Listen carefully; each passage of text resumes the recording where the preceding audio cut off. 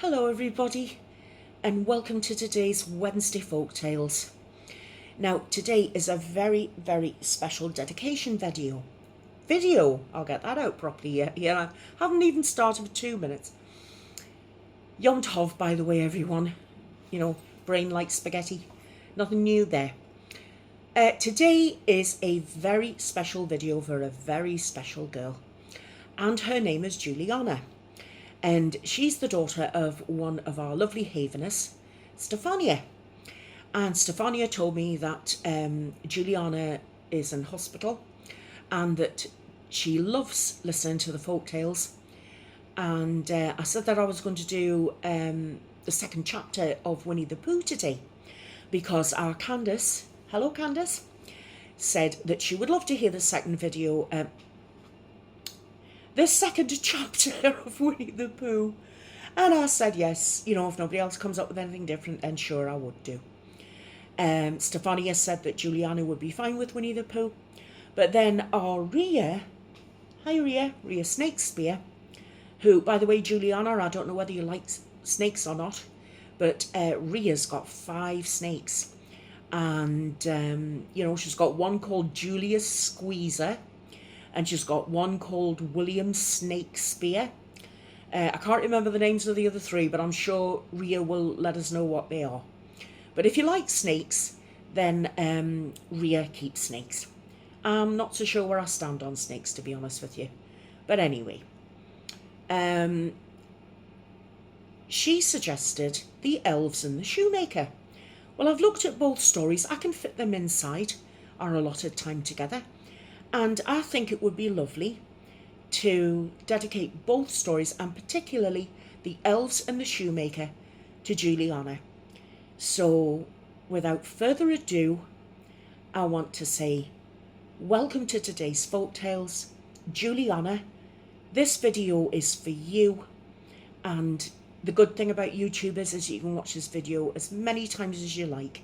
Your mum will keep it for you and save it for you. So I hope you also feel a lot better very soon.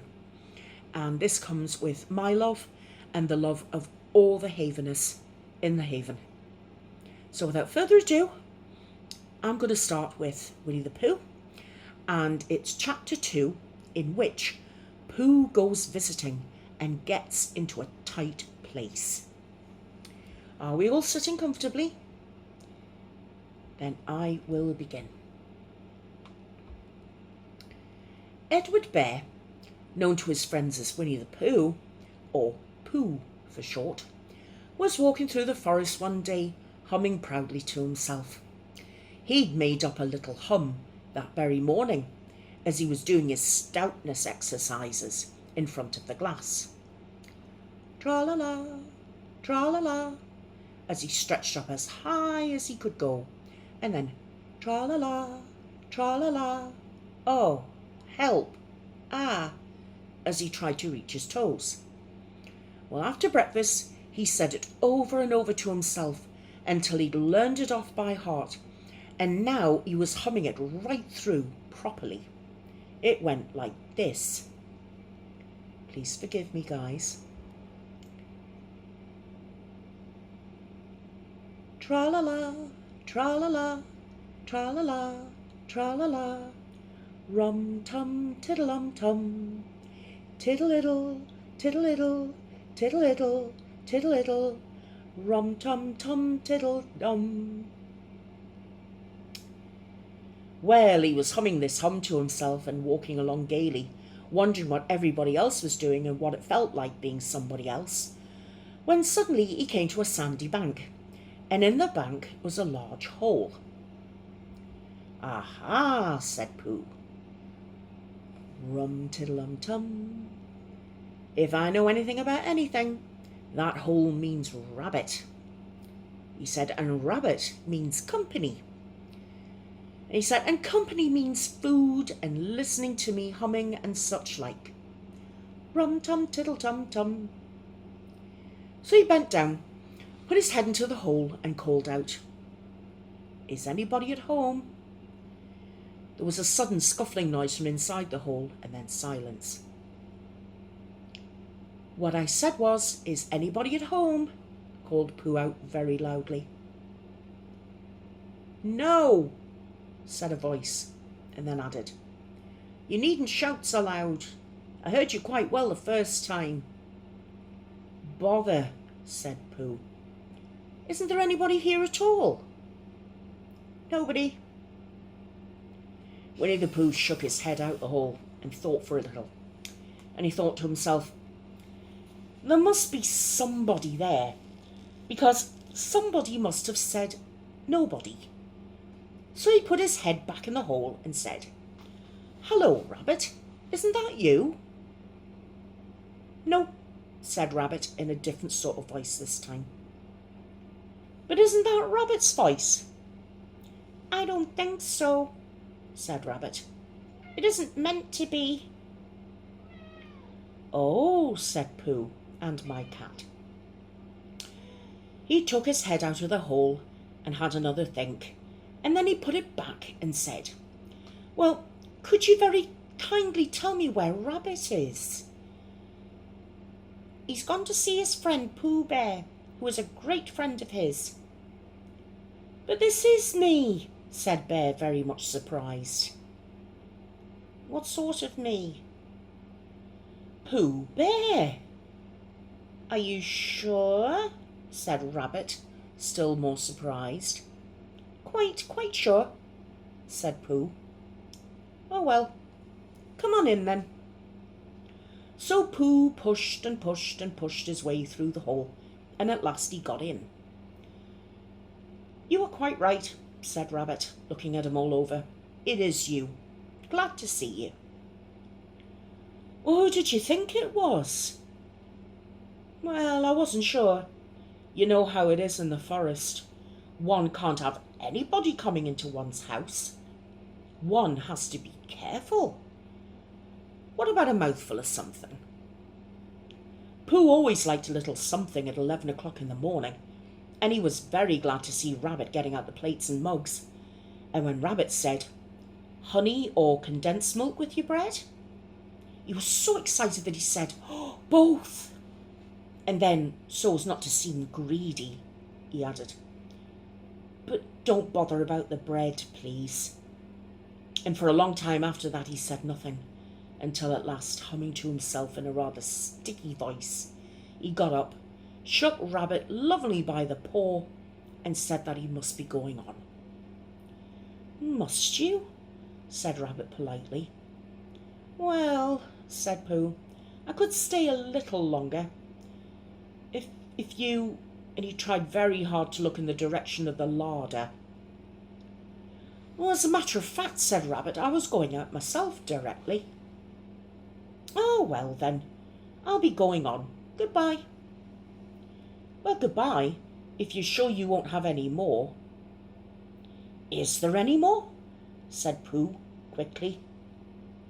Rabbit looked in the direction of the larder, and then he took the covers off the dishes and said, no, there wasn't.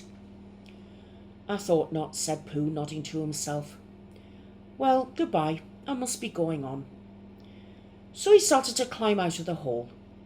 He pulled with his front paws and pushed with his back paws. In a little while his nose was out in the open, and then his ears, and then his front paws, and then his shoulders, and then... Oh, help, said Pooh. I better go back. Oh, bother, said Pooh. I shall have to go on. I can't do either, said Pooh.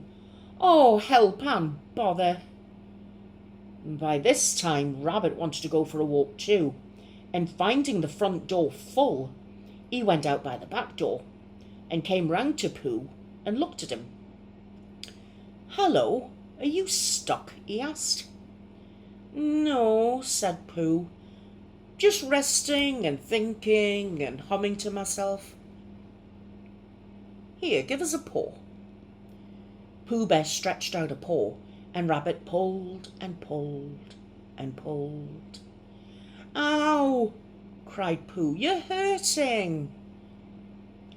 The fact is, said Rabbit, you're stuck. It all comes, said Pooh crossly, of not having front doors big enough. It all comes, said Rabbit sternly, of eating too much. I thought at the time, said Rabbit, only I didn't like to say anything, that one of us was eating too much. And I knew it wasn't me, said Rabbit. Well, well, I shall have to go and fetch Christopher Robin. Well, Christopher Robin lived at the other end of the forest, and when he came back with Rabbit and saw the front half of Pooh, he said, "Silly old bear," in such a loving voice that everyone felt quite hopeful again. "I was just beginning to think," said Bear, sniffing slightly, "that Rabbit might never be able to use his front door again. I should hate that." "And so should I," said Rabbit. "Use his front door again?" said Christopher Robin. "Of course he'll use his front door again." "Good," said Rabbit. "If we can't pull you out, Pooh, we might just push you back." Rabbit scratched his whiskers thoughtfully and pointed out that once Pooh was pushed back, he was back. And of course, nobody was more glad to see Pooh than he was. Still, there it was. Some lived in trees and some lived underground, and... "You mean I'd never get out?" said Pooh. "I mean," said Rabbit, "that having got so far, it seems a pity to waste it." Christopher Robin nodded. "Then there's only one thing to be done," he said. "We shall have to wait for you to get thin again." "How long does that take?" said Pooh anxiously. "About a week, I should think." "But I can't stay here for a week." "You can stay here all right, silly old bear. It's getting you out which is so difficult." "We'll read to you," said Rabbit cheerfully. "And hope it won't snow," he added. "And I say, old fellow, you're taking up a good deal of room in my house. Do you mind if I use your back legs as a towel horse? Because, I mean, there they are, doing nothing, and it would be very convenient just to hang the towels on them." "A week," said Pooh gloomily. "What about meals?" "I'm afraid no meals," said Christopher Robin, "because of getting thin quicker. But we will all read to you." Bear began to sigh, and then found because he was so tightly stuck he couldn't sigh, and a tear rolled down his eye as he said, "Then would you read a sustaining book, such as would help and comfort a wedged bear in a great tightness?" So for a week Christopher Robin read that sort of book at the north end of Pooh. And Rabbit hung his washing on the south end. And in between, Bear felt himself getting slenderer and slenderer.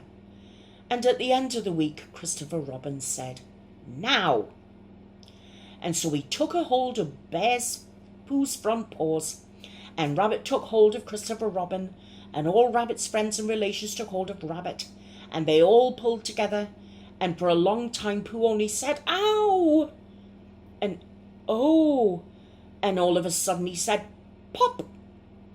just as if a cork were coming out of a bottle. And Christopher Robin and Rabbit and all Rabbit's friends and relations went head over heels backwards. And on the top of them came Winnie the Pooh, free. So with a nod of thanks to his friends, he went on with his walk through the forest, humming proudly to himself. But Christopher Robin looked at him lovingly and said to himself, "Silly old bear." So that was your story of Winnie the Pooh for today, the second chapter in our Winnie the Pooh. So I'm now going to go straight on and read you a story by the Brothers Grimm, very famous children's story, called The Elves and the Shoemaker. And I really do hope you enjoy this one too, Giuliana, and everybody else in the Haven. I really hope you enjoy it. It's one of my favourites from when I was little. A shoemaker, by no fault of his own, had become so poor that at last he'd nothing left but leather for one pair of shoes. So in the evening he cut out the shoes which he wished to begin to make the next morning. And as he got a good conscience, he lay down quietly in his bed, commended himself to God, and fell asleep. Well, in the morning, after he'd said his prayers and was just about to sit down to work, the two shoes stood quite finished on his table. He was astounded and knew not what to say. He took the shoes in his hands to observe them closer, and they were so neatly made that there was not one bad stitch in them, just as if they were intended as a masterpiece. Soon after, a buyer came in, and as the shoes pleased him so well, he paid more for them than was customary, and with the money, the shoemaker was able to purchase leather for 2 pairs of shoes. He cut them out at night, and next morning was about to set to work with fresh courage. But he had no need to do so, for when he got up, they were already made. And buyers were also not wanting, who gave him money enough to buy leather for 4 pairs of shoes. The following morning, too, he found the 4 pairs made, and so it went on constantly. What he cut out in the evening was finished by the morning, so that he soon had his honest independence again, and at last he became a wealthy man. Now it befell that one evening not long before Christmas, when the man had been cutting out, he said to his wife before going to bed, "What think you if we were to stay up tonight to see who it is that lends us this helping hand?" The woman liked the idea and lit a candle, and they hid themselves in a corner of the room behind some clothes which were hanging there, and watched. When it was midnight, 2 pretty little naked men came, sat down by the shoemaker's table, took all the work which was cut out before them, and began to stitch, and sew, and hammer so skillfully and so quickly with their little fingers that the shoemaker could not turn away his eyes for astonishment. They didn't stop until it was all done and stood finished on the table, and then they ran away quickly. The next morning the woman said, "The little men have made us rich, and we really must show them that we are grateful for it. They run about so and have nothing on, and they must be cold. I tell you what I'll do. I will make them little shirts and coats and vests and trousers, and knit them both a pair of stockings, and you make them 2 pairs of shoes." The man said, "I shall be very glad to do it." And one night when everything was ready, they laid their presents all together on the table instead of the cut-out work. Then they concealed themselves to see how the little men would behave. At midnight they came bounding in and wanted to get to work at once, but as they didn't find any leather cut out, but only the pretty little articles of clothing, they were at first astonished, and then they showed intense delight. They dressed themselves with the greatest rapidity, putting the pretty clothes on and singing, "Now we are boys so fine to see, why should we longer cobblers be?" And they danced and skipped and leapt over chairs and benches, and at last they danced out of the doors. From that time forth they came no more, but as long as the shoemaker lived all went well with him, and all his undertakings prospered. That's a lovely story, isn't it? That really is a lovely story. Brings back many great memories for me. Well, I hope everybody enjoyed Winnie the Pooh, and I hope everybody enjoyed the Elves and the Shoemaker. So to Candice for suggesting Winnie the Pooh, thank you. To Ria for suggesting the Elves and the Shoemaker, thank you too. To Stephanyia for wanting the stories for our little girl. Well, she didn't know about the Elves and the Shoemaker. I just hope that was an extra little something just for Giuliana. I hope, above all, Giuliana enjoyed me reading the stories to her. And they gave us something to smile about. Now, I just want to make a very quick note at the end of this video, because You know, I'm sorry it's late coming out today. There's been a few things have sort of cropped up, but better late than never. And I mean, once up on YouTube, they're there for always. Well, you know, fingers crossed. But just to let you know that our next live stream will now be on the 30th of November. The 23rd of November is our Jason, he's known as These Four Walls. He is celebrating his 12-month sobriety. So Jason is going to be having a live stream on his channel, also known as These Four Walls, it's sometime on the 23rd of November. I'm not quite sure when. If you've got your notifications on, if you are subbed to Jason, please go along and show him some support and congratulate him on his 1 year sobriety, because it is a wonderful thing being in sobriety and in recovery for a year. Your first year is incredibly important. Any firsts are very, very important. So I would love it if we could all show Jason some love and some support. He's like my little brother.